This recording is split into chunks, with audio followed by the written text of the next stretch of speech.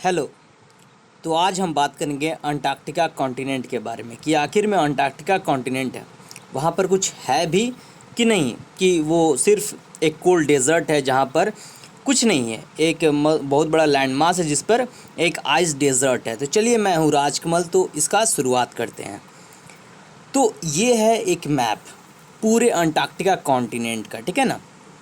तो इसके नॉर्थ में अटलांटिक ओशन है, फिर इसके ईस्ट में इंडियन ओशन है, इसके साउथ में पैसिफिक ओशन है, फिर सदर्न ओशन है, रॉस सी है। ओके ना। तो फिर अब हम बात कर लेते हैं अंटार्कटिका के कुछ फैक्ट्स के बारे में। तो अंटार्कटिका का फैक्ट्स जो है वह 1,32,09,000 स्क्वायर किलोमीटर का। देखिए, ये आपको किसी किसी डाटा में ना चेंज भी होता होगा, वराइज भी ये चेंज भी होता रहेगा, क्योंकि वहाँ पर जो आइस जो होता है वो मेल्ट भी होते रहता है। तो बहुत सारा रिसर्च ग्रुप का अपना अपना डाटा होता है, लेकिन आप ऐसे देखेंगे जनरली तो वो इतना है, ठीक है ना। फिर ये पूरे वर्ल्ड का एरिया, लैंड एरिया एक्वायर करता है 8.9%। फिर स्टेटस देखिए, वहाँ पर 98% जो एरिया है वो सॉलिड आइस है, ठीक है ना, एकदम मोटा मोटा बर्फ जमा है, और इसको कंसिडर किया गया एक कॉन्टिनेंट के रूप में 1840 को, ठीक है ना। लेकिन अभी भी कुछ खास, लेकिन यहाँ पर कोई मतलब कि कोई खास पॉपुलेशन है नहीं, मतलब 1000 लोग यहाँ पर, ज़्यादा से ज़्यादा 1000 से 10,000 लोग रहता है, वो भी रिसर्च ग्रुप रहता है, साइंटिस्ट रहते हैं। लेकिन यहाँ पर बहुत सारा देश है जो कि क्लेम करता है कि ये मेरा पार्ट है। तो उनमें Argentina, Australia, Chile, France, New Zealand, Norway, United Kingdom means England. लेकिन अभी तक किसी भी देश ने इनको मान्यता नहीं दी। इसका कैपिटल सिटी कहीं है नहीं, क्योंकि यहाँ पर कोई कंट्री है ही नहीं। ओके ना। तो फिर अब हम बात करेंगे इसका हाईएस्ट पॉइंट के बारे में। तो ये विंसन मैसिव जो कि 4,897 माइल्स है। फिर लोएस्ट पॉइंट है बेनली सब ग्लैशियल। फिर लैटिट्यूड 90 डिग्री एस है, साउथ में है। ओके ना। ऑफिशियल लैंग्वेज कोई नहीं है, क्योंकि यहाँ पर कोई कंट्री नहीं है। ऑफिशियल करेंसी भी नहीं है, क्योंकि सब रिसर्च स्टेशन है। कोई वहाँ पर पॉलिटिकल बाउंड्री कुछ नहीं है, और पॉपुलेशन के नाम पर कुछ नहीं है। लेकिन हाँ, हर साल वहाँ पर 4,17,000 टूरिस्ट जाते हैं, ठीक है ना, घूमने के लिए। और वहाँ पर ऐसे, तो मैंने जैसे कि बताया कि 1000 से 10,000 तक रिसर्चर वहाँ पर रिसर्च करते हैं अपने देश के रिसर्च स्टेशन में। तो चलिए, अब हम बात करते हैं। तो ये एक शानदार फोटो है अंटार्कटिका कॉन्टिनेंट का। आप देख सकते हैं इसमें कि पूरी तरीक़ा से आइस डेजर्ट है, पूरी तरीक़ा से अंटार्कटिका में।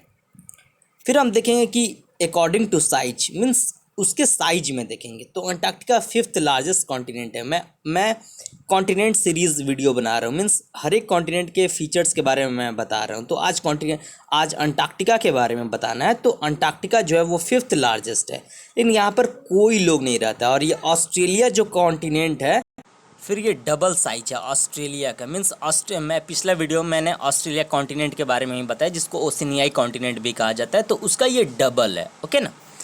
फिर हम बात कर लेते हैं कि देखिए, ये अंटार्कटिका दुनिया का पहला ऐसा कॉन्टिनेंट हुआ जो पूरी तरीक़ा से, अंटार्कटिका दुनिया का पहला ऐसा कॉन्टिनेंट हुआ जो पूरी तरीक़ा से यहाँ पर न्यूक्लियर जो एक्सप्लोजन, जो कंट्री जैसे कोई भी खाली जगह देखता है, जैसे रेगिस्तान देखता है या फिर से आइस डेजर्ट देखता है, कि वहाँ पर वो न्यूक्लियर एक्सप्लोजन करना चाहते हैं, यानी परमाणु विस्फोट करना चाहते हैं। वो देखना चाहते हैं कि वो न्यूक्लियर टेस्ट करना चाहते हैं, देखना चाहते हैं कि मेरा न्यूक्लियर टेस्ट सक्सेसफुल हुआ है कि नहीं हुआ है। तो वो पहले जो फॉरेन पावर्स थी, जैसे कि इंग्लैंड था, सोवियत यूनियन था, यूएसए था, जर्मनी था, वो सब इसको अपना ठिकाना बना लिया था कि वो बोल रहे थे कि मैं इस पर न्यूक्लियर टेस्ट करूंगा। लेकिन ऐसा अगर हो जाता है, इस पूरे अंटार्कटिका में अगर न्यूक्लियर टेस्ट हो जाता, तो देखिए यहाँ पर क्या होता है, यहाँ पर जितना भी बर्फ़ है वो सारा पिघल जाता।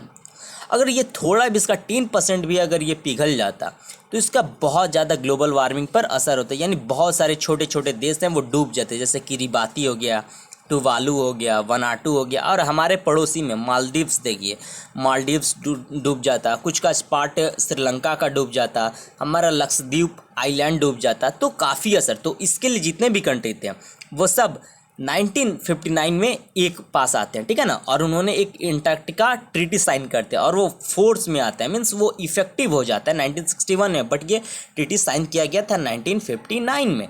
और इस ट्रीटी के अभी सिग्नेटरीज हैं 53 कंट्रीज़, ठीक है ना। और जितना भी एक्सपेडिशन यहाँ पर होता है, जितना भी कंट्री का, वो सबको कंपलसरी है कि आप अंटार्कटिका ट्रीटी को साइन किए हुए आपको होने चाहिए। तो मुझे लगता है कि आपको ये शायद समझ में आ गया होगा।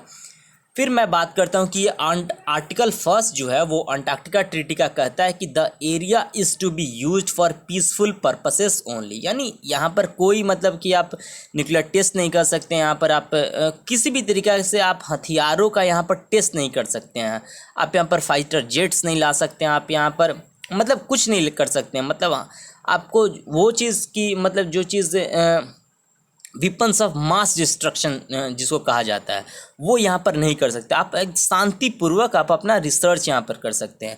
वो अंटार्कटिका ट्रीटी के आर्टिकल फर्स्ट में लिखा है और जितने भी सिग्नेटरीज कंट्रीज़ हैं उन सबको ये फॉलो करना कंपलसरी है। तो चलिए अब हम शुरू नेक्स्ट देखते हैं कि क्या है।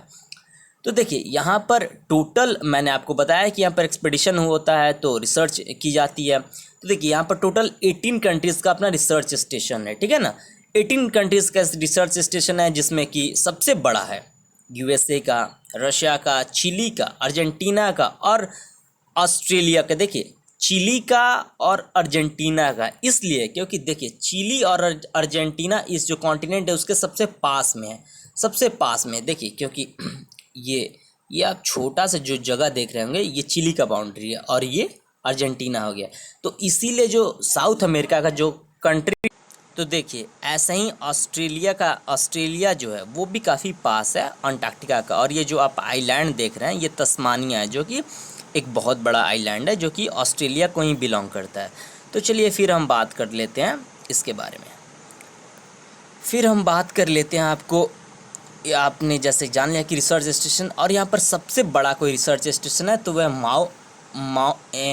मैकमुर्डो स्टेशन जो कि एक रिसर्च सेंटर है जहाँ पर 1000 से ज़्यादा साइंटिस्ट एक साथ काम करते हैं, ठीक है ना। तो फिर यहाँ पर मेनली कोई स्पीसीज पाई नहीं जाती है, बट वहाँ पर सबसे ज़्यादा कोई चीज़ पाया जाता है तो वह है पेंगुइन। ये आप अंटार्कटिका पेंगुइन को देख सकते हैं जो कि बहुत ब्यूटीफुल है। फिर हम बात करते हैं कि यहाँ पर बहुत ही बड़े बड़े कंट्रीज़ का ना एक्सपीडिशन होता है, तो इसमें हमारा इंडिया कहाँ है, हमारा इंडिया का एक्सपीडिशन होता है कि नहीं होता है, हमारा इंडिया का रिसर्च स्टेशन है कि नहीं है। तो चलिए उसके बारे में बात करते हैं। तो हाँ यहाँ पर है अपना इंडिया का रिसर्च स्टेशन है। तो सबसे पहले हम बात कर लेते हैं 1981 में पहली बार भारतीय झंडा यहाँ पर फहराया गया, मीन्स हमारा एक्सपीडिशन हुआ, हमारे लोग गए सबसे पहले अंटार्कटिका पर 1981 में। और अंटार्कटिका ट्रीटी को हमारा कंट्री ने साइन किया कब, तो 1983 में सिग्नेटरीज बना हमारा कंट्री। तो उसके बाद से वहाँ पर पहला हमारा परमानेंट सेटलमेंट हुआ तो उसका नाम दक्षिण गंगोत्री हुआ, ठीक है ना, जो अभी भी काम करता है, जो कि दक्षिण गंगोत्री है, जो कि 1983 में ये सेट किया गया। उसके बाद से दूसरा सेटलमेंट हमारा होता है उसका नाम है मैत्री, जो कि ये हुआ 1989 में। और तीसरा हमारा जो रिसर्च स्टेशन है उसका नाम है भारती, जो कि 2015 में अभी हाल फिलहाल में ही उसका सेटअप किया गया। तो आप देख सकते हैं यहाँ पर इंडिया का 3 रिसर्च स्टेशन है, ठीक है ना।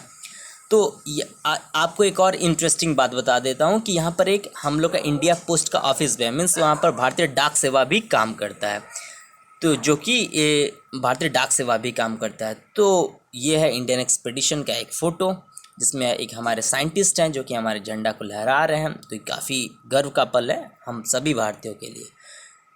तो फिर अब हम बात कर लेते हैं कि आखिर में जितना भी एक्सपीडिशन होता है अंटार्कटिका में तो इसको कौन कंट्रोल करता है, तो national centre for polar and ocean research इसे कंट्रोल करता है, जो कि ministry of earth sciences government of India के अंतर्गत आता है। और यही सारा कंट्रोल करता है इंडियन अंटार्कटिका प्रोग्राम को। तो मुझे लगता है कि ये भारत सरकार द्वारा पूरा फंडेड होता है और मिनिस्ट्री ऑफ अर्थ साइंसेस इसे कंट्रोल करता है। तो समझ आ गया होगा। और इस पर 1 साल का खर्च आता है हमारे कंट्री का 200 मिलियन मीन्स 20 करोड़, और इसे आप डॉलर में कन्वर्ट करना चाहते हैं तो 2.8 मिलियन, जो कि ज़्यादा नहीं है। फिर हम बात कर लेते हैं कि आपको ये वीडियो कैसा लगा। आपको अगर अच्छा लगा तो आप इसे शेयर, लाइक एंड सब्सक्राइब जरूर कीजिए और अपने दोस्तों को भी बताइए। और इस वीडियो में और क्या मतलब जोड़ना चाहिए था मुझे, इसके बारे में भी मुझे बताइए। कमेंट सेक्शन में अपना थॉट ज़रूर शेयर कीजिए। So thanks.